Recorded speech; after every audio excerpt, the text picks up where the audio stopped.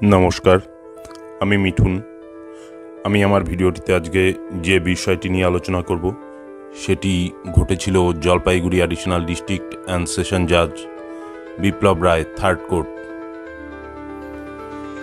তো সেখানে কি হয়েছিল, সেখানে 2015 সালের জানুয়ারি মাসে রুমা দত্ত ধূপগুড়ি নিবাসী, যার বিয়ে হয় বানারহাট নিবাসী সুব্রত পালের সঙ্গে, এবং বিয়ের পর থেকেই রুমা দত্তের ওপর সুব্রত পাল কিন্তু মানসিক এবং শারীরিক অত্যাচার করে। বিভিন্ন দাবি দাওয়া, বিভিন্ন কারণে।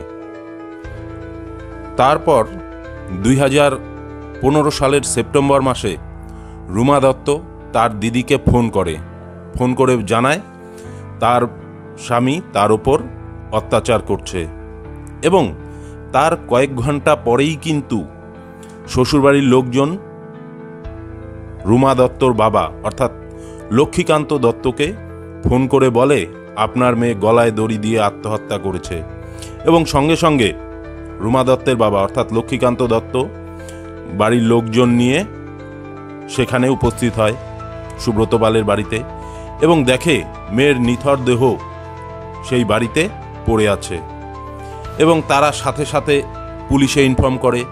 পুলিশ আসে এবং দেহটি কিন্তু নিয়ে যায়। দেহটি যখন পোস্টমর্টেম হয় তখন দেখা যায় মেয়েটিকে শ্বাসরোধ করে খুন করা হয়েছে, এবং পুলিশ সুব্রত পালকে গ্রেপ্তার করে। পরবর্তীতে সুব্রত পাল জামিনে ছাড়া পায়, এবং এই মামলা দীর্ঘ 9 বছর চলার পর 12 জন সাক্ষীর সাক্ষ্য গ্রহণে মামলার কিন্তু রায় ঘোষণা হয়। রায় ঘোষণা কি হয়? সুব্রত পালের যাবজ্জীবন কারাদণ্ড ও 3 লক্ষ টাকা জরিমানা হয়। এই 3 লক্ষ টাকার মধ্যে 2 লক্ষ টাকা রুমা দত্তের বাড়ির লোক অর্থাৎ লক্ষ্মীকান্ত দত্তর কাছে যাবে, এবং বাকি 1 লক্ষ টাকা ডিএলএসে জমা হবে। তো বন্ধুরা, আপনারা দেখতেই পাচ্ছেন এই যে ঘটনাটি, আমরা প্রত্যেকেই বোনের বিয়ে দেই, দিদির বিয়ে দেই, মেয়ের বিয়ে দেই, বা পাড়া প্রতিবেশী আরও মেয়েদের বিয়ে দেই। এবার প্রত্যেক বিয়েই কিন্তু সুখের হয় না। কোনো কোনো সময় এমনও ঘটনা হয়ে থাকে যে ঘটনাটি আমি আপনাদের সামনে আজকে তুলে ধরলাম।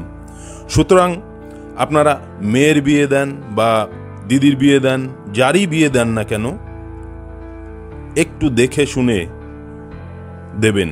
কারণ সমাজে আর যাই হোক, মানুষরূপী কিছু রাক্ষসও কিন্তু ঘুরে বেড়ায়, তারা কিন্তু সবসময় সুযোগ সন্ধানী।